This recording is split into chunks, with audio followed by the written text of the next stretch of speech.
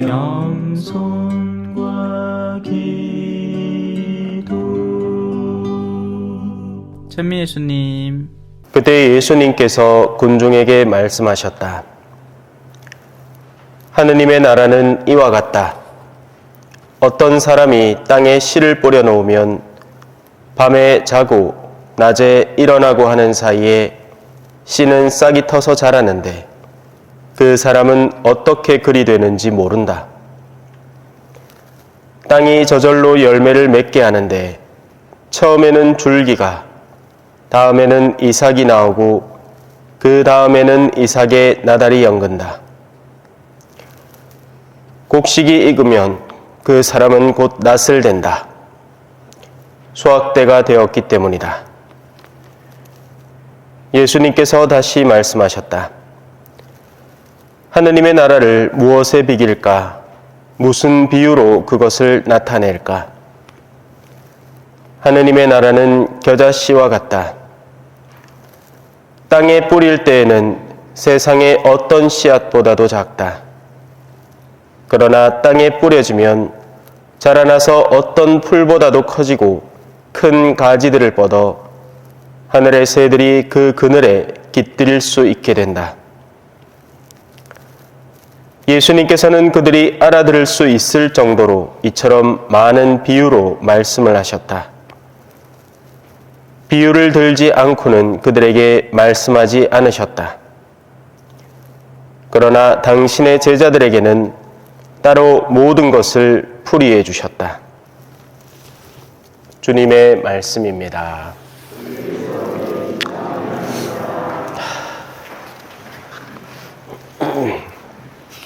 찬미 예수님, 잘 안 떨어지네요.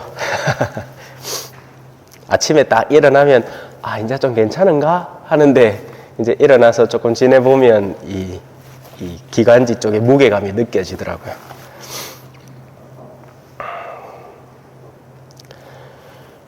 자,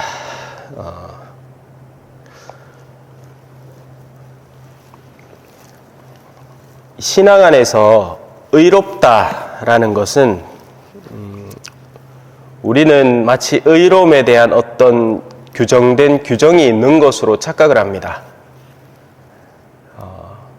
간단한 예인 거죠. 미사 더 많이 나오는 사람과 적게 나오는 사람, 아니면 성당을 나오는 사람과 아예 안 나오는 사람, 이런 식으로 선을 이렇게 잘 긋습니다. 그죠? 그러면 더 의로움과 덜 의로움이 나뉘고, 미사를 더 많이 나오는 사람과 덜 나오는 사람으로 더 의로움과 덜 의로움이 자동으로 나뉘게 되고, 또 미사를 나오는 사람과 아예 안 나오는 사람으로 의로움과 불의까지도 나눠버립니다. 간단한 거죠. 하지만 실질적인 의로움이라고 하는 건요, 친교에 가깝습니다. 관계성에 더 가까운 거예요. 그건 규정된 일을 한다고 해서 친교가 가중되지는 않는 겁니다. 아들이 아버지에게 용돈을 더 많이 보낸다고 해서 아버지를 더 자동으로 사랑하게 되는 건 아닌 겁니다. 누가 압니까? 그죠? 실제로는 한 달에 수억씩 벌고 있는데 원래 같으면 더 많이 내야 될 걸 아껴서 전보다는 그래도 얼굴은 바치니까 찌끔 해갖고 더 보태서 내는 거라면 눈에 보이는 액수는 많게 보일지 몰라도 이건 도리어 아버지를 조롱하는 거죠. 그리고 적지 않은 일들이 교무금 안에서 그렇게 벌어집니다. 그죠? 누가 교무금을 열성으로 냅니까? 정해진 선에서 넘한테 욕알 먹을 정도로만 내면 되죠. 그죠? 근데 하느님이 바보는 아니잖아요. 그죠? 하느님은 여러분을 받기를 원하지 여러분이 내는 무언가를 받기를 원하는 건 전혀 아니에요. 그게 한국교회가 갖고 있는 신자 측에서는 장점이지만 우리 교회 측에서는 어마어마한 약점이죠.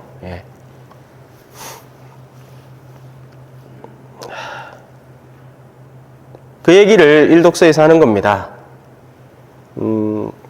한 구절만 좀 짚어서 설명을 드리자면 이 부분을 한번 떠올려 보셔야 됩니다. 나의 의인은 믿음으로 살리라. 그러나 뒤로 물러서는 자는 내 마음이 기꺼워하지 않는다. 이 성경 구절 안에서 우리는 앞으로 나아가는 여정이 있고 그 뒤로 물러서는 여정이 있다는 것을 알 수 있습니다. 그리고 그 기준점은 다른 어떤 요소가 아닙니다. 신앙생활을 30년을 했다고 앞으로 나와 있느냐? 그렇다고 할 수 없다는 건 제가 앞서 설명을 드렸죠. 이제 갓 신앙에 도착을 했다고 그러면 한참 뒤에 물러서 있느냐? 아닙니다. 그 누구보다도 뜨거운 마음으로 신앙을 향해서 전력 질주하고 있을지 몰라요. 앞으로 나아간다는 것은 믿음의 크기를 키워나가는 겁니다. 반면 뒤로 물러선다는 것은 그 믿음이 갈수록 더 약화되어 간다는 것을 의미하죠. 근데 문제는 이게 눈에 안 보인다는 겁니다. 그죠? 뭐 어떻게 봐요, 이걸? 무슨 뭐 얼굴에 무슨 파운데이션 바르는 것도 아니고, 비비크림 바르는 것도 아니고, 믿음이 강하면 강할수록 비비크림 더 하얀 거 바르면 아이고 얼굴이 희머힐수록 저 사람 믿음이 강하구만 하면 되겠는데 이건 도무지가 믿음이 겉으로 드러나지 않는다는 겁니다. 그러나 겉으로 안 드러나느냐? 사실은 다 드러나고 있습니다. 내가 드러내고 있는 줄 몰라서 그렇지 우리가 하는 신앙의 실질적인 여지들은 눈에 보이는 표지들로 확연하게 드러납니다. 그 대표적인 케이스가 시련이라는 것을 어떻게 다루고 있느냐라는 것입니다. 자, 세상 사람들이 모두가 추구하는 이 생의 지향점, 목표점은 간단히 얘기하면 이겁니다. 고통을 어떻게든 줄이고 싶은 겁니다. 그게 아니라면 왜 그 재벌 몇 세들이 마약을 하고 그죠? 얼마 전에 뒷딱걸리가 줄줄이 비엔나 소세지로 잡히 들어가죠. 뭐겠어요? 쾌락입니다. 쾌락. 고통을 어떻게든 줄이는 게 1차적이에요. 이건 필요한 일이기도 합니다. 사실 궁핍은 없애야 돼요. 여러분 밥 못 먹고 살잖아요. 그거는 당장 없어져야 되는 일입니다. 추모 갖고 냉방에 오돌오돌 떨면서 내일 감기 걸릴까 말까 이하면서 살잖아요. 그러면 도와줘야 됩니다. 궁핍을 없애는 건 당연히 해야 되는 일이에요. 전쟁 상황이 해소될 수 있도록 우리가 마음 모아서 기도하고 할 수 있는 실질적인 지원을 하는 건 필요한 일입니다. 그런데 그 이상들 하루 삼시세끼 잘 먹잖아요. 사람은 먹어봐야 거기서 거기입니다. 암만 지가 잘 먹어봐야 하루에 한 끼를 세 끼씩 세끼 먹지 6끼, 8끼, 9끼 먹는 사람 아무도 없습니다. 근데 이제 욕심이 나는 거죠. 식당에 가더라도 내가 불편하게 셀프바에 가가지고 딱 깍두기 들고 오는 것보다 아이 하면 알아서 막 쫓아와 주는데 아니면 그것도 귀찮으면 종업원이 와서 딱 와가 무릎 꿇고 손님 혹시 뭐 필요한 거 더 없으십니까? 하면 돈 더 주면 됩니다. 나갈 때 팁 써주면 돼요. 불편함을 없애기 위한 겁니다. 불편함이 더욱더 없어진 환경을 우리는 살고 싶어 합니다. 집도 연탄 가는 것보다 기름 보일러, 기름 이빨 여가 딱 스위치 누르면 지가 알아서 땡 작동하다가 다시 득 멈춰왔다가 또 온도 떨어진다 싶으면 쟁 하는 게 낫지.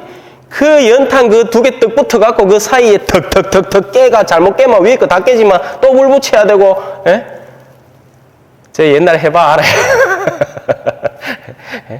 그 탁탁탁 잘 깨갖고 그죠? 밑에 거 꺼내가 버리고 또 위에 거 밑에 넣고 새 거 하나 위에 딱 넣어 놓으면 또 2개 시간 지나면 떡 붙어 있잖아, 그죠?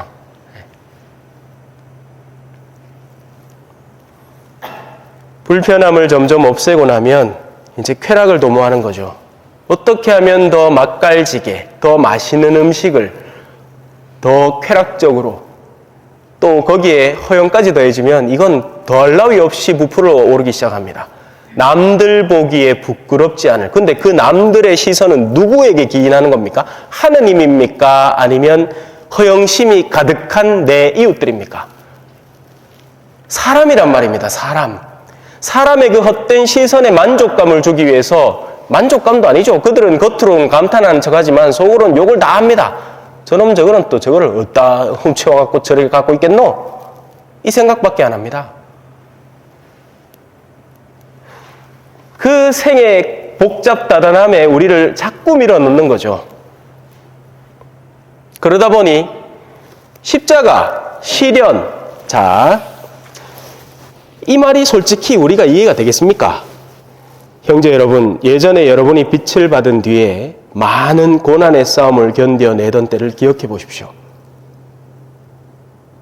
어떤 고난요? 그냥 가난한 시대에서 벗어난 고난? 그건 고난이 아니죠. 그건 세상 사람 누구나 다 하는 겁니다. 악인도 하는 겁니다. 악인도 지 불편하면요, 그 불편함을 없애기 위해서 고생해서 돈벌이 합니다. 악한 사람도 돈은 벌어요. 여기서 말하는 고난은 그런 종류의 고난이 아닙니다.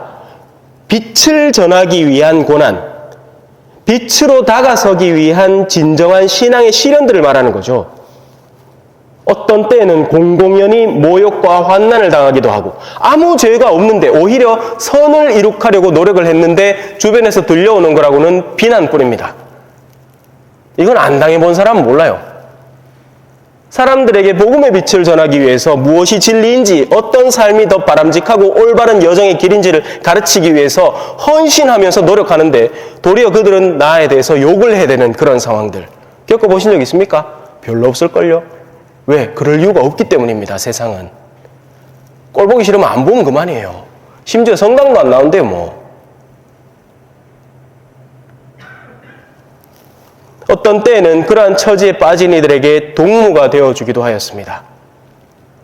우리는 우리 주변에서 누군가 시련을 당하는 사람이 있으면 거리를 두려고 하지 가까이 안 가려고 합니다.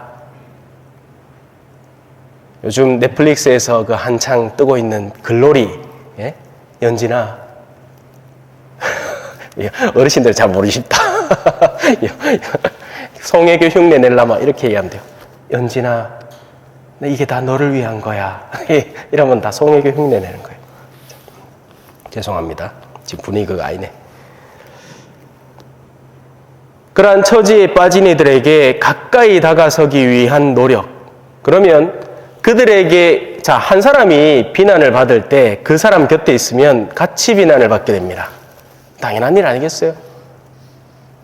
한 사람이 더러운 거 가래침 맞고 막 기떼기 맞고 성녀 베로니카가 왜 성녀가 됐습니까? 예수님 오만 상 두드려 맞고 있는데 그거 갖고 자신도 같이 얻어맞으면서 예수님의 그 피 묻은 얼굴을 닦아드린 거예요. 그랬더니 성녀가 된 거죠. 성녀 베로니카를 고상하게 생각하지 마십시오.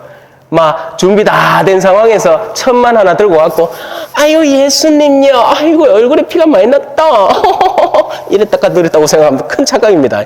예수님 지금 사정없이 욕먹고 5만 대만 사람들한테 비난당하고 가래침 맞고 돌까지 맞으면서 십자가를 지고 걸어가고 있는 판에 베로니카 성녀는 용감하게 예수님에게 다가간 거예요.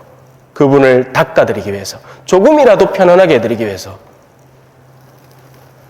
여러분은 또한 감옥에 갇힌 이들과 고통을 함께 나누었고, 안방 가봤습니까? 저는 구치소까지는 가봤습니다. 근데 남미에 있을 때는 진짜 감방에 가봤거든요.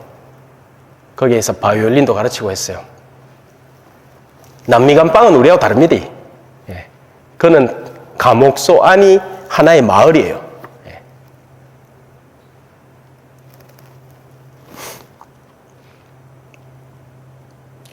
재산을 빼앗기는 일도 기쁘게 받아들였습니다.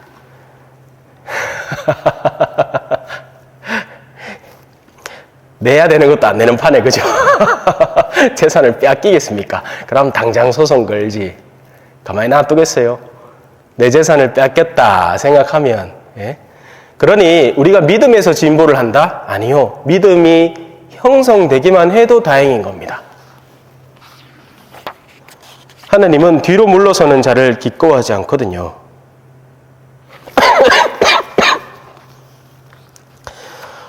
오늘 복음은 그러한 요소들을, 아까보다 소리가 흘렀다. 저 밑에 뭐가 선이 잘못 연결되어 있었던 모양입니다. 오늘 복음은 그러한 요소들을 비유로서 우리에게 미미하게 드러냅니다. 예수님은 비유를 사랑했어요. 예. 제가 준비하고 있는 책이 있는데 포근한 가정교리서를 써서 지금 예비자들을 가르치잖아요. 두 번째 책은 예수님의 비유에 대한 겁니다. 비유는 그걸 까서 그 안을 열어보려는 사람에게는 너무너무 소중한 보물이지만 그걸 까려는 의지가 없는 사람에게는 그냥 소박한 포장지에 담긴 의미 없는 물건에 불과합니다. 금은 보화가 안에 들어있어도 포장지를 까내지 않으면 그 안에 뭐가 들어있는지 몰라요. 예수님의 비유는 그와 같은 거예요. 우리의 내면 속에 믿음이 성장하면 할수록 우리는 성경을 다시 재조명하게 되고 그 안에 들어있는 우리의 생의 구체적인 지침이 되는 요소들을 더 소중하게 감싸게 됩니다. 그래서 예수님은 그들이 알아들을 수 있을 정도로 많은 비유로 말씀을 하시는 겁니다. 저는 여러분들에게 지금 1년 반 동안 같은 비유로 말씀을 전하고 있는 거고요. 하지만 본질적인 가르침은 숫자 전하지도 않았어요. 이 신앙의 학생들은 신앙의 성장 과정에 따른 진도를 빼야 되거든요.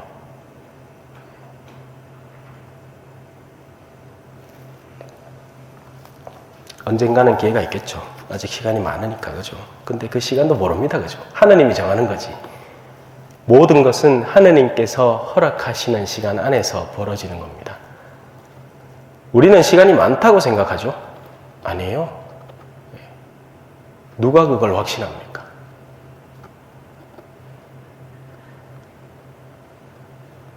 남은 시간을 최대한 써서 우리 신앙을 한 걸음이라도 더 앞으로 나아가도록 애를 쓰셔야 됩니다. 제자리 걸음 하거나 혹은 세상을 너무 사랑한 나머지 뒷걸음질 치는 두려움에 빠지는 일은 없었으면 좋겠습니다. 아멘. 찬미 예수님, 겸손과 기도.